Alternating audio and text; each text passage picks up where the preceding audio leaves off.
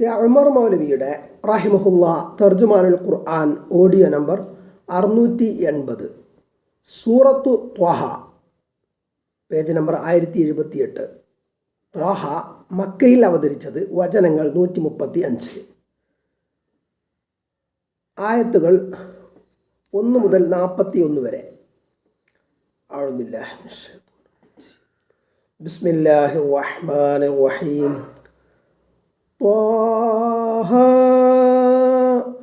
മാ അൻസൽനാ അലൈക്കൽ ഖുർആന ലിതഷ്ഖാ ഇല്ലാ തദ്കിറതൻ ലിമൻ യഖ്ശാ തൻസീലൻ മിമ്മൻ ഖലഖൽ അർദ വസ്സമാവാതിൽ ഉലാ الرحمن على العرش استوى له ما في السماوات وما في الأرض وما بينهما وما تحت الثرى وإن تجهر بالقول فإنه يعلم السر وأخفى الله لا إله إلا هو له الأسماء الحسنى وهل أتاك حديث موسى إذ رأى نارا فقال لأهلهم كثوا إني آنست نارا لعلي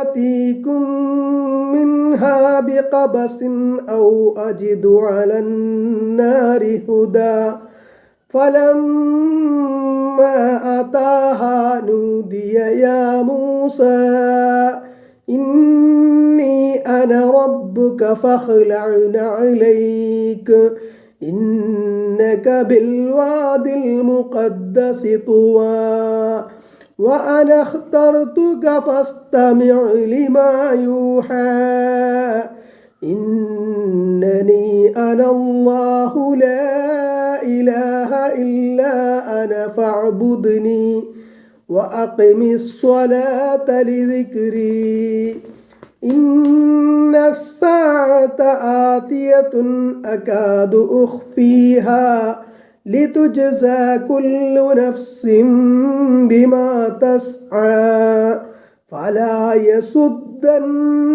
عنها من لا يؤمن بها واتبع هواه فتردى وما تلك بيمينك يا موسى قال هي عصاي أتوكأ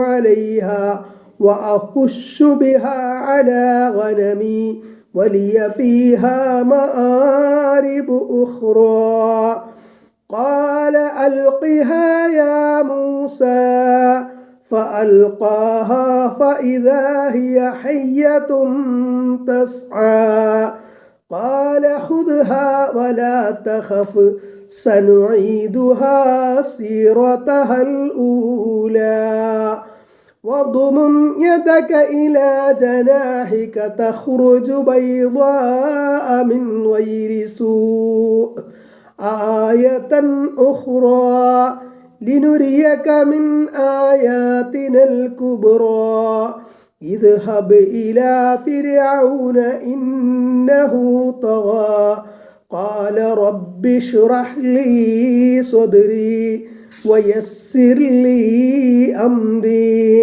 واحلل عقدة من لساني يفقه قولي واجعل لي وزيرا من أهلي هارون أخي اشدد به أزري وأشركه في أمري كي نسبحك كثيرا ونذكرك كثيرا إنك كنت بنا بصيرا قال قد أوتيت سؤلك يا موسى ولقد مننا عليك مرة أخرى إذ أوحينا إلى أمك ما يوحى أن اقذفيه في التابوت فاقذفيه في اليم فليلقه اليم بالساحل يأخذه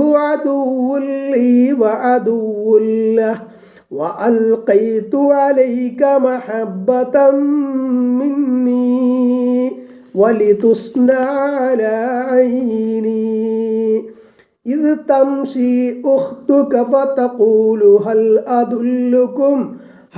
أدلكم على من يكفل فرجعناك إلى أمك كي تقر عينها ولا تحزن وقتلت نفسا فنجيناك من الغم وفتناك فتونا فلبثت سنين في أهل مدين ثم جئت على قدري يا موسى واصطنعتك لنفسي. ഉമർ മൗലവിയുടെ റഹിമഹുല്ലാ തർജുമാനുൽ ഖുർആൻ ഓഡിയോ നമ്പർ 681. സൂറത്തു താഹ ആയത്ത് 1. ബിസ്മില്ലാഹിർ റഹ്മാനിർ റഹീം. പരമകാരുണികനും കരുണാനിധിയുമായ അല്ലാഹുവിൻ്റെ പേരിൽ. ത്വാഹ അക്ഷരമാലയിലെ 2 അക്ഷരങ്ങളാണിവ. അവയെപ്പറ്റി അൽ ബഖറയുടെ ആരംഭത്തിൽ വിശദീകരിച്ചത് നോക്കുക. എന്നാൽ ചില വ്യാഖ്യാതാക്കൾ പറയുന്നത് ഹേ മനുഷ്യ എന്നർത്ഥത്തിലുള്ള ഒരു പ്രയോഗമാണിതെന്നാണ്. എല്ലാം അല്ലാഹുവിനറിയാം. ആയത്ത് 2. മാ അൻസൽനാ അലൈക്കൽ ഖുർആന ലിതഷ്ഖാ. ഖുർആൻ നിനക്ക് നാം അവതരിപ്പിച്ച് തന്നത് നീ കഷ്ടപ്പെടാൻ വേണ്ടിയല്ല. അവർ വിശ്വസിക്കാത്തതിനെപ്പറ്റി ദുഃഖിച്ച് എങ്ങനെയെങ്കിലും അവരെ കൊണ്ട് വിശ്വസിപ്പിക്കണമെന്ന് ആഗ്രഹിച്ച് മനസ്സ് വിഷമിപ്പിച്ച് കഷ്ടപ്പെടേണ്ടതില്ല. ആയത്ത് 3. ഭയപ്പെടുന്നവർക്ക് ഉദ്ബോധനം നൽകാൻ വേണ്ടി മാത്രമാണിത്. അള്ളാഹുവിനെയും പരലോക ശിക്ഷയെയും ഭയപ്പെടുന്നവർക്ക് മാത്രമേ ഖുർആൻ കൊണ്ടുള്ള ഉപദേശം ഫലപ്പെടുകയുള്ളൂ. ഭയമില്ലാത്തവർ ഇത് സ്വീകരിക്കുകയില്ല. അതിനെപ്പറ്റി താങ്കൾ വ്യാകുലപ്പെടേണ്ടതില്ല. ആയത്ത് 4. തൻസീലം മിമ്മൻ ഖലഖൽ അർദ വസ്സമാവാതിൽ ഉല. ഭൂമിയെയും ഉന്നതങ്ങളായ ആകാശങ്ങളെയും സൃഷ്ടിച്ചവൻ്റെ പക്കൽ നിന്ന് അവതരിപ്പിക്കപ്പെട്ടതാണിത്. ആയത്ത് 5. അർ-റഹ്മാനു അലൽ അർശി ഇസ്തവ. മഹാകാരുണികൻ സിംഹാസനസ്ഥനായിരിക്കുന്നു. സിംഹാസനത്തിൻ്റെ രൂപം എങ്ങനെയെന്നും മറ്റുമുള്ള വിശദാംശങ്ങളൊന്നും നമുക്കറിയില്ല. ആയത്ത് 6. ലഹു മാ ഫിസ് സമാവാതി വമാ ഫിൽ അർദി വമാ ബൈനഹുമാ വമാ തഹ്ത സറാ. ആകാശങ്ങളിലും ഭൂമിയിലുമുള്ളതും അവ രണ്ടിനുമിടയിലുള്ളതും മണ്ണിനടിയിലുമുള്ളതെല്ലാം അവൻ്റേത് തന്നെയാകുന്നു. വേറെ ആർക്കും ഒന്നുമില്ല. എല്ലാറ്റിൻ്റെയും സൃഷ്ടാവും ഉടമസ്ഥനും നിയന്താവും അവൻ തന്നെ. എല്ലാറ്റിനെയും അടക്കി ഭരിക്കുന്നവൻ അല്ലാഹു മാത്രമാകുന്നു. സർവശക്തനായ അവൻ്റെ അതിവിശാലമായ കാരുണ്യം ലോകത്ത് ചൊരിഞ്ഞുകൊണ്ടിരിക്കുന്നു. ആയത്ത് 7. വഇൻ തജ്ഹർ ബിൽ ഖൗലി ഫഇന്നഹു യഅലമുസ് സിർറ വഅഖ്ഫ. നീ സംസാരം ഉച്ചത്തിലാക്കുകയാണെങ്കിൽ നിശ്ചയമായും അവൻ രഹസ്യവും ഏറ്റവും ഗൂഢമായതും അറിയും. പേജ് 1079. രഹസ്യവും പരസ്യവും വെളിവായതും മറഞ്ഞതും അള്ളാഹുവിന് വ്യത്യാസമില്ല. എല്ലാം ഒരുപോലെ അവൻ അറിയും. അള്ളാഹുവിനെ നന്നായി കേൾപ്പിക്കണം എന്ന നിലയ്ക്ക് ഉച്ചത്തിൽ പ്രാർത്ഥിക്കേണ്ടതില്ല. അല്പം ശബ്ദമുയർത്തി നബി സല്ലല്ലാഹു അലൈഹി വസല്ലം മാതൃക കാണിച്ചു തന്നവ മാത്രം അങ്ങനെ മതി. ആയത്ത് 8. അല്ലാഹു ലാ ഇലാഹ ഇല്ലാഹു ലഹുൽ അസ്മാഉൽ ഹുസ്ന. അല്ലാഹു അവനല്ലാതെ ഒരു ആരാധ്യനുമില്ല. വളരെ ഉത്കൃഷ്ടമായ പേരുകൾ അവനുണ്ട്. അള്ളാഹുവിൻ്റെ മഹത്തായ ഗുണവിശേഷണങ്ങളെ കുറിക്കുന്ന കുറേ ഉത്കൃഷ്ട നാമങ്ങളുണ്ട്. റഹ്മാൻ, റഹീം എന്നിവ അവയിൽപ്പെട്ടതാകുന്നു. അള്ളാഹുവിൻ്റെ നാമങ്ങൾ മുഴുവൻ അവൻ നമുക്ക് അറിയിച്ചു തന്നിട്ടില്ല. ഖുർആനിലും ഹദീസിലും എന്നാണ്, ഹദീസിയും എന്നാണ് ഇതിൽ കൊടുത്തിട്ടുള്ളത്, അക്ഷരത്തെറ്റാണ്. വന്നവയും അവൻ്റെ അദൃശ്യജ്ഞാനത്തിൽപ്പെട്ടവയും ഉണ്ട് എന്ന് ചില ഹദീസുകളിൽ കാണാം. അള്ളാഹുവിന് 99 നാമങ്ങളുണ്ട്. അവ ക്ലിപ്തപ്പെടുത്തുന്നവൻ സ്വർഗത്തിൽ പ്രവേശിക്കും എന്ന ഹദീസിൻ്റെ താൽപ്പര്യം അവൻ്റെ നാമങ്ങൾ ഈ എണ്ണത്തിൽ പരിമിതമാണ് എന്നല്ല. ഒരാൾ അവ ഹൃദിസ്ഥമാക്കുകയും അവൻ അവയുടെ ആശയം ഗ്രഹിക്കുകയും അതിൻ്റെ താൽപ്പര്യപ്രകാരം ജീവിക്കുകയും ചെയ്താൽ അവൻ സ്വർഗപ്രവേശനത്തിന് അർഹനാണ് എന്നാണ് അർത്ഥം. ആ പേരുകളോട് അബ്ദ് അടിമ ചേർത്ത് പേരിടൽ പതിവാണ്. എന്നിട്ട് അബ്ദ് എന്നത് ഉപേക്ഷിച്ച് അള്ളാഹുവിൻ്റെ പേരായിട്ടുള്ള പദം മാത്രം മനുഷ്യനെ പറ്റി പറയുന്ന സമ്പ്രദായം തെറ്റാണ്. അബ്ദുല്ലാഹ് എന്ന് പേരിട്ട് അള്ളാഹ് എന്ന് വിളിക്കാൻ തുടങ്ങിയിട്ടില്ല. ബാക്കിയെല്ലാം നടപ്പിലായിട്ടുണ്ട്. ഈ ദുശ്ശീലം ഒഴിവാക്കേണ്ടതാണ്. ഇനി മൂസാ നബി അലൈഹിസ്സലാമയുടെ ചരിത്ര കഥനം ആരംഭിക്കുന്നു.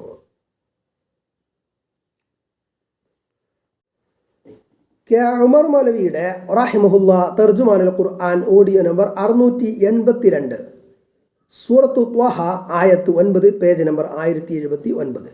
വഹൽ അതാക ഹദീസു മൂസ, മൂസായുടെ വാർത്ത നിനക്ക് വന്നു കിട്ടിയോ? ആയത്ത് 10. ഇത് റഅനാറൻ, അദ്ദേഹം ഒരു തീ കണ്ട സന്ദർഭം. മൂസാ നബി അലൈഹി സ്വലാം ജനിച്ചത് മിസ്റിലായിരുന്നുവല്ലോ. പിന്നെ സംഗതി വശാൽ നാട് വിട്ട് പോയി മദിയനിലെത്തി. മദിയൻ അവിടെ നിന്ന് വിവാഹിതനായി കുറച്ച് വർഷങ്ങൾ അവിടെ കഴിഞ്ഞുകൂടി ശേഷം കുടുംബത്തെയും കൂട്ടി ഈജിപ്തിലേക്ക് തിരിച്ചു പോവുകയാണ്. സീന താഴ്വരയിലെത്തി. സമയം രാത്രി. ശക്തിയായ തണുപ്പും കൂരിരുട്ടും. വഴിതെറ്റിപ്പോയിരിക്കുന്നു. ആകപ്പാടെ മഹാവിഷമം തന്നെ. അപ്പോഴാണ് കുറച്ചകലെയായി തീ കണ്ടത്. വളരെ സന്തോഷം തോന്നി. അവിടെ പോയി തീ കത്തിച്ചു കൊണ്ടുവരികയോ അല്ലെങ്കിൽ അവിടെയുള്ളവരോട് വഴി ചോദിച്ചറിഞ്ഞ് വരികയോ ചെയ്യാം എന്നാലോചിച്ചു. ഫഖാല ലി അഹ്ലിഹിം കുസു, അപ്പോൾ അദ്ദേഹം തൻ്റെ കുടുംബത്തോട് പറഞ്ഞു, നിങ്ങൾ ഇവിടെ നിൽക്കുക. ഇന്നി ആനസ്തു നാറ, നിശ്ചയമായും ഞാൻ ഒരു തീ കണ്ടിരിക്കുന്നു. ലഅല്ലി ആതീകും മിൻഹാ ബിഖബസിൻ, അതിൽ നിന്ന് കത്തിച്ചെടുത്തുകൊണ്ട് നിങ്ങൾക്ക് ഞാൻ കൊണ്ടുവന്നേക്കാം. ഔ അജിദു അലന്നാരി ഹുദ, അല്ലെങ്കിൽ തീയുടെ അടുക്കൽ വല്ല വഴികാട്ടിയെയും എനിക്ക് ലഭിച്ചേക്കാം. ആയത്ത് 11. ഫലമ്മ അതാഹ, അങ്ങനെ അദ്ദേഹം ആ തീയുടെ അടുക്കൽ ചെന്നപ്പോൾ, പേജ് നമ്പർ 1080, നൂദിയ യാ മൂസ, വിളിച്ചു പറയപ്പെട്ടു, ഓ മൂസ. തീ കത്തിച്ചെടുക്കാനായി അടുത്തു ചെന്നപ്പോൾ സർവ്വലോക രക്ഷിതാവിൻ്റെ വിളിയാണ് മൂസാ നബി അലൈഹിസ്സലാം കേട്ടത്. ആയത്ത് 12. ഇന്നി അന റബ്ബുക, നിശ്ചയം ഞാനാണ് നിങ്ങളുടെ രക്ഷിതാവ്. ഫഖ്ലഅന അലൈക്, ഇന്നി അന റബ്ബുക, നിശ്ചയം ഞാനാണ് നിന്റെ രക്ഷിതാവ്. ഫഖ്ലഅന അലൈക്, അതുകൊണ്ട് നിന്റെ 2 ചെരിപ്പുകളും നീ അടിച്ചു വെക്കുക. ഇന്നക ബിൽവാദിൽ മുഖദ്ദസി തുവ, നിശ്ചയമായും നീ തുവ എന്ന പരിശുദ്ധ താഴ്വരയിലാകുന്നു. ആദരിക്കപ്പെടുന്ന സ്ഥലത്ത് പ്രവേശിക്കുമ്പോൾ പാദരക്ഷകൾ അഴിച്ചു വെക്കാറുണ്ടല്ലോ. ലോകരക്ഷിതാവുമായുള്ള സംഭാഷണത്തിൽ താഴ്മയും ഭക്തിയും ബഹുമാനവും എത്ര കാണിച്ചാലും മതിയാകില്ല. വേറെ വല്ല ഉദ്ദേശ്യവും ആ കൽപ്പനക്കുണ്ടോ എന്ന് അള്ളാഹുവിനറിയാം. ഈജിപ്തിൻ്റെ തലസ്ഥാനമായ കൈറോയിൽ നിന്ന് 80 കിലോമീറ്റർ ദൂരെയാണ് സൂയസ് കനാൽ. കനാലിനടിയിലൂടെ തുരങ്കം കടന്ന് സീനാ മരുഭൂമിയിലൂടെ 370 കിലോമീറ്റർ സഞ്ചരിച്ചാൽ ദക്ഷിണ സീനായിലെ തുവ താഴ്വരയെത്താം. മൂസ അലൈഹിസ്സലാമക്ക് പ്രവാചകത്വം ലഭിച്ചത് ഇവിടെ വെച്ചാണ്. സെന്റ് കാതറീൻ എന്നാണ് ഇപ്പോൾ ഈ സ്ഥലം അറിയപ്പെടുന്നത്. ജലദൗർലഭ്യമുണ്ടായ സന്ദർഭത്തിൽ ഇസ്രായേല്യർക്ക് വേണ്ടി വെള്ളത്തിനായി മൂസ അലൈഹിസ്സലാം പാറയിലടിച്ചപ്പോൾ 12 ഉറവുകൾ പൊട്ടിയൊലിച്ച സംഭവം അൽ ബഖറ 60 പറഞ്ഞിട്ടുണ്ടല്ലോ. പ്രസ്തുത കല്ല് ആ 12 നീർച്ചാലുകളുടെ വ്യക്തമായ അടയാളങ്ങളോടെ ഇവിടെ കാണാമെന്ന് സന്ദർശകർ പറയുന്നു. ആയത്ത് 13.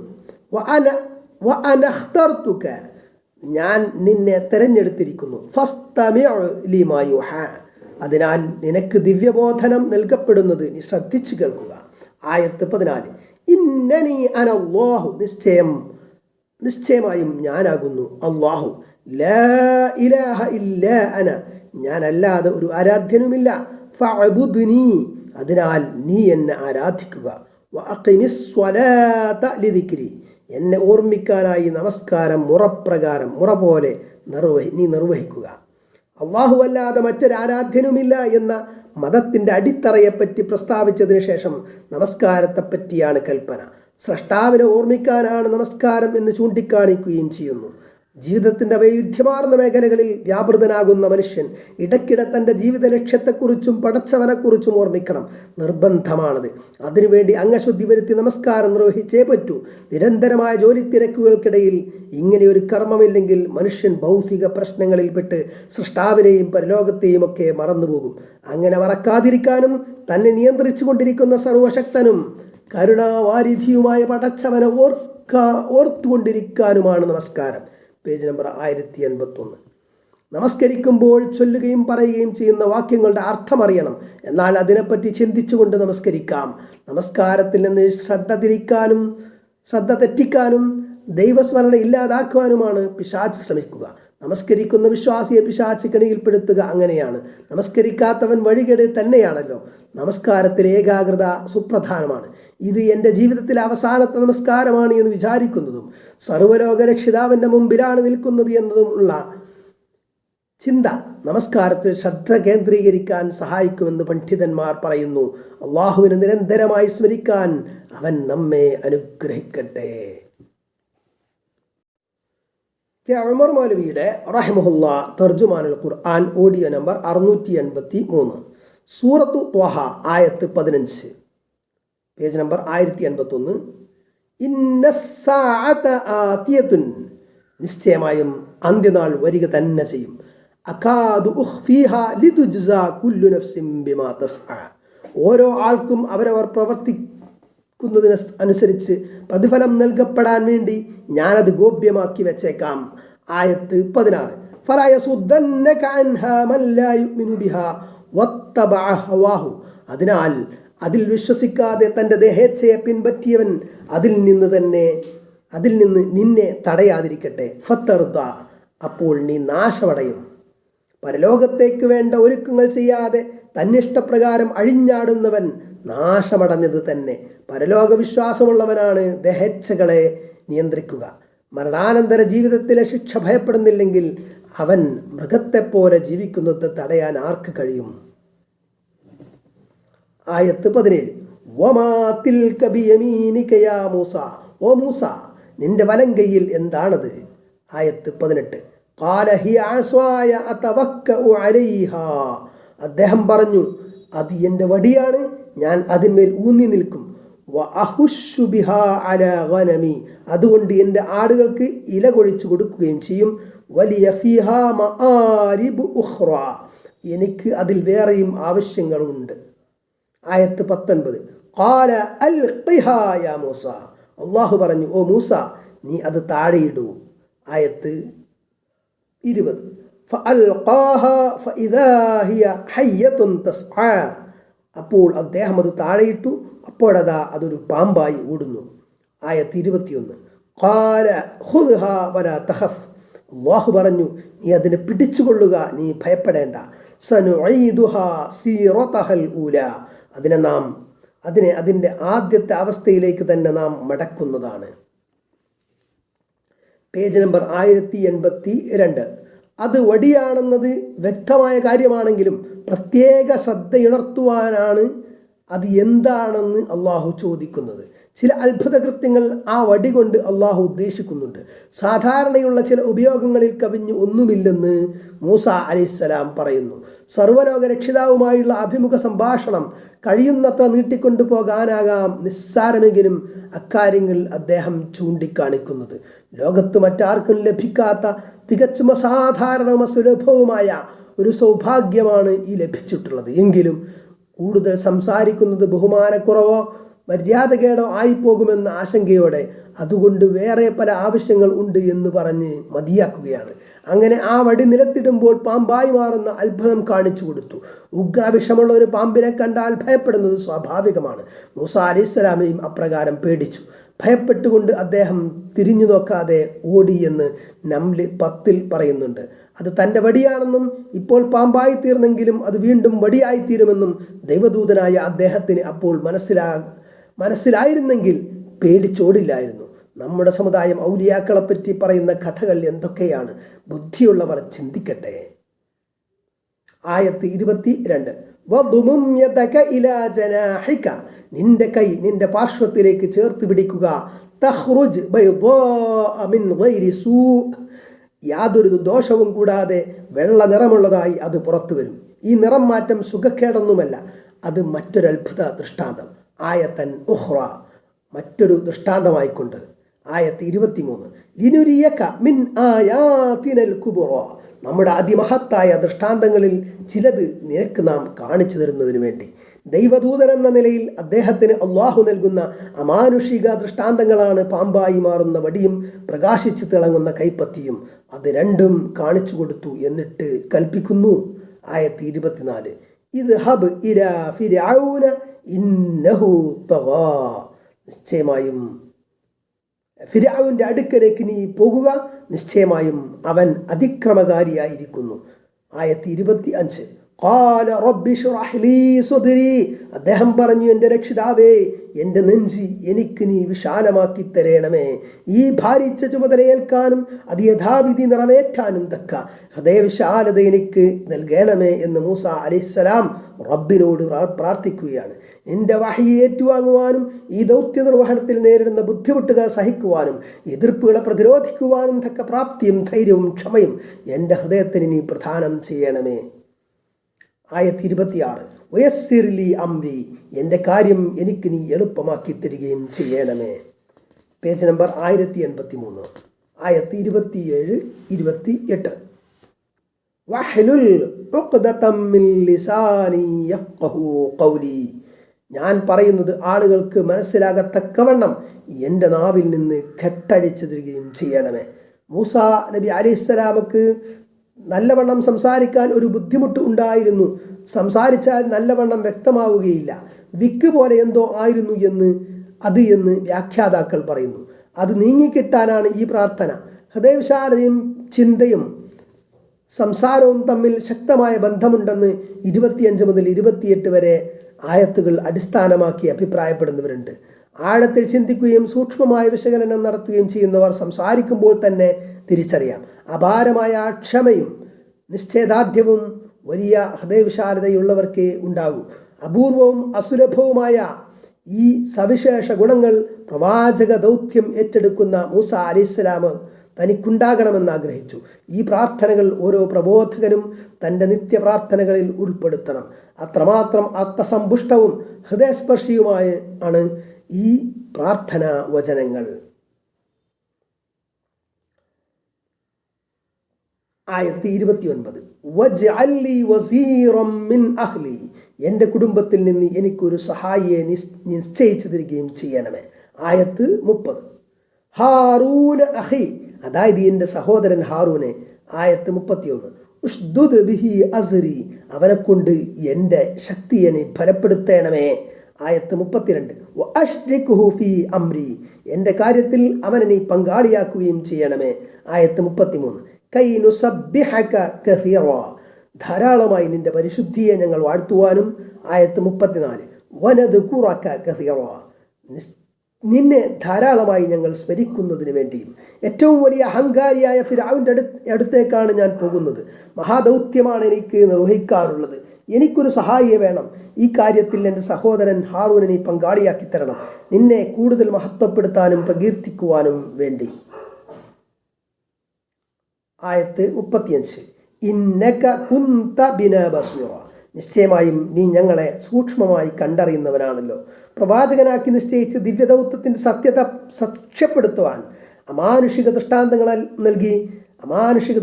നൽകി ഫിർഔന്റെ അടുക്കലേക്ക് പോകാനുള്ള കൽപ്പന കേട്ട മൂസാ നബി അലൈഹിസ്സലാം അതിൻ്റെ ഗൗരവം ഉൾക്കൊണ്ട് ദൗത്യ നിർവഹണത്തിൻ്റെ വിജയത്തിനായി പ്രാർത്ഥിച്ച കാര്യങ്ങളാണിവ.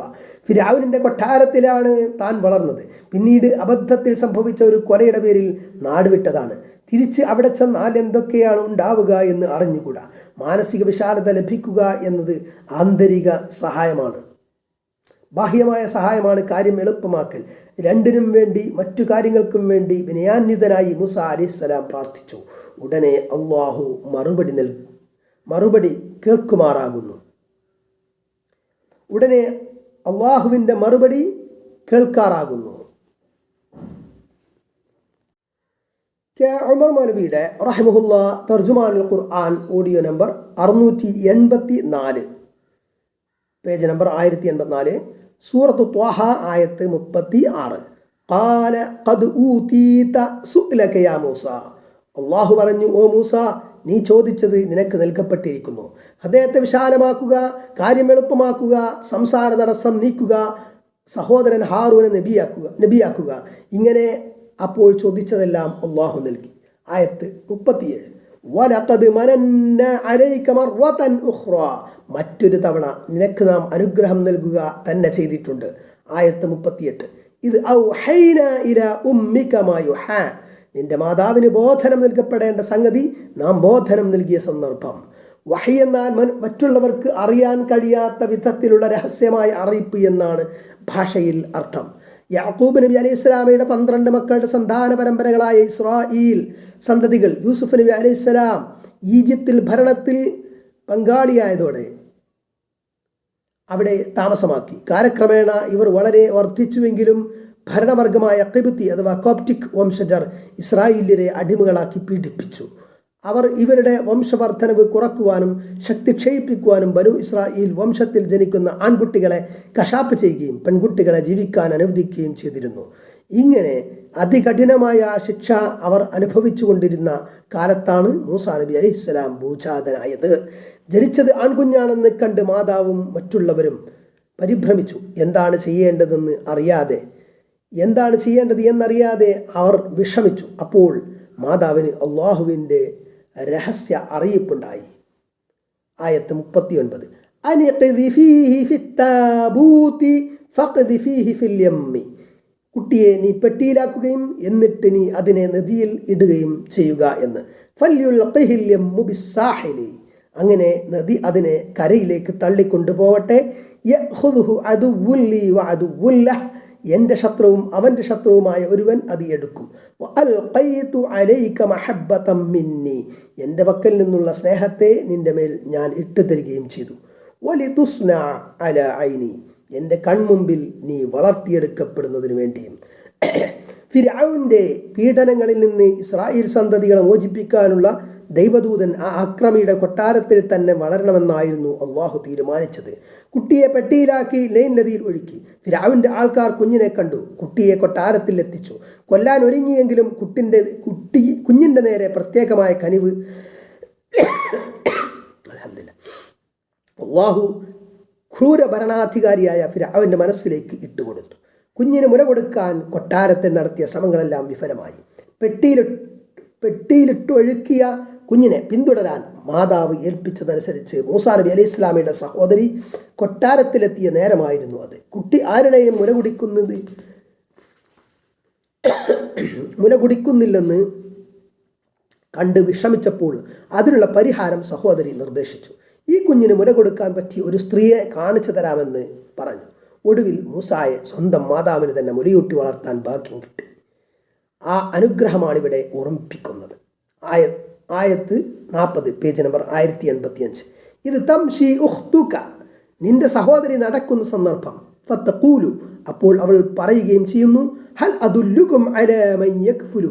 ഈ കുട്ടിയുടെ സംരക്ഷണം ഏൽക്കുന്ന ഒരാളെ ഞാൻ നിങ്ങൾക്ക് പറഞ്ഞു തരട്ടെ. ഫറജഅനാക ഇലാ ഉമ്മിക. അങ്ങനെ നിന്റെ മാതാവിങ്കലേക്ക് നിന്നെ നാം മടക്കിയെത്തിച്ചു. കൈ തഖറ ഐനുഹാ വലാ തഹ്സന. മാതാവിൻ്റെ കണ്ണ് കുളിർക്കുവാൻ വേണ്ടി, അവൾ വ്യസനിക്കാതിരിക്കാൻ വേണ്ടിയും. അങ്ങനെ മാതാവ് കുട്ടിക്ക് മുല കൊടുത്തു. മാതാവിൻ്റെ മടിയിൽ വളർന്നു. പ്രസവിച്ചയുടനെ വേർപിരിഞ്ഞ കുഞ്ഞിനെ വൈകാതെ തന്നെ തിരിച്ചു കിട്ടിയപ്പോൾ ആ മാതൃഹൃദയം എത്ര ആഹ്ലാദിച്ചിരിക്കും. കൊട്ടാരത്തിൽ നിന്ന് പ്രതിഫലവും കിട്ടി. അങ്ങനെ ഫിർഔന്റെ പോറ്റുമകൻ എന്നോണം രാജകൊട്ടാരത്തിൽ വളർന്നു. അങ്ങനെ ഒരു ഒത്ത പുരുഷനായിത്തീർന്നു. വഖതൽത നഫ്സൻ. നീ ഒരാളെ കൊല്ലുകയുമുണ്ടായി. യുവായവായപ്പോൾ ഉണ്ടായ സംഭവമാണിത്. തൻ്റെ ഗോത്രക്കാരനായ ഒരു ഇസ്രായേലിയും ഒരു ഖിബ്തിയും കലഹമുണ്ടായി. ഇസ്രായേലിയുടെ അപേക്ഷയനുസരിച്ച് ഖിബ്തിയെ മൂസ ഒരു അടിച്ചു. അതോടെ അവൻ്റെ കഥ കഴിഞ്ഞു. ഇത് പരസ്യമായല്ല നടന്നതെങ്കിലും ഇസ്രായേലി കാരണമായി സംഭവം എല്ലാവരും അറിഞ്ഞു. ജനങ്ങൾക്കിടയിൽ അതൊരു പ്രശ്നമായി. അടുത്ത ദിവസവും ഒരു ഷണ്ടയുണ്ടായി. മൂസ അലൈഹി ഇസ്ലാമയെ കൊല്ലാൻ ഗൂഢാലോചന നടക്കുന്നുണ്ടെന്ന വിവരം കിട്ടിയതിനെ തുടർന്ന് അദ്ദേഹം വളരെ വേഗം നാടുവിട്ടു. വലിയ ക്ലേശങ്ങൾ അനുഭവിച്ച് ഫലസ്തീനിൽ ഷുഐബ് നബി അലൈഹി ഇസ്ലാമയുടെ നാടായ മദീനയെത്തി. അവിടെ താമസിക്കുകയും വിവാഹം കഴിക്കുകയും ചെയ്തു. ഫനജ്ജൈനാക മിനൽ ഗമ്മി, ആ മനക്ലേശത്തിൽ നിന്ന് നാം നിന്നെ രക്ഷപ്പെടുത്തി. വഫതന്നാക ഫുതൂന, പല പരീക്ഷണങ്ങളിലൂടെയും നിന്നെ നാം പരീക്ഷിക്കുകയും ചെയ്തു. ഫലബിസ്ത സിനീന ഫി അഹ്ലി മദിയന, അങ്ങനെ കുറേ വർഷങ്ങൾ, കുറേ കൊല്ലങ്ങൾ മദിയൻകാരുടെ കൂട്ടത്തിൽ നീ താമസിച്ചു. ثم جئت على قدري يا موسى, ഓ മൂസ, വിധി അനുസരിച്ച് പിന്നീട് നീതാ ഇവിടെ വന്നിരിക്കുന്നു. ഈ കാര്യങ്ങളെല്ലാം അള്ളാഹു മുൻകൂട്ടി വിധി എഴുതിയിട്ടുള്ളതാണ്. ആ നിശ്ചയിച്ചത് ശരിക്കും നടപ്പിൽ വന്നു. പേജ് നമ്പർ 1086, ആയത്ത് 41. വസ്തനഅതുക ലിനഫ്സി, എൻ്റെ സ്വന്തം കാര്യത്തിന് വേണ്ടി നിന്നെ ഞാൻ പാകപ്പെടുത്തിയെടുത്തു. എൻ്റെ ദൗത്യം നിർവഹിക്കുന്നതിനും സത്യം തെളിയിക്കുന്നതിനും നിന്നെ നാം നിയോഗിക്കുകയും അതിലേക്ക് ആവശ്യമായ കഴിവും പ്രാപ്തിയും സഹനവും ധൈര്യവും മറ്റു ഗുണങ്ങളും നൽകി നിന്നെ പാകപ്പെടുത്തിയെടുക്കുകയും ചെയ്തു എന്ന് അള്ളാഹു മൂസായോട് പറയുന്നു.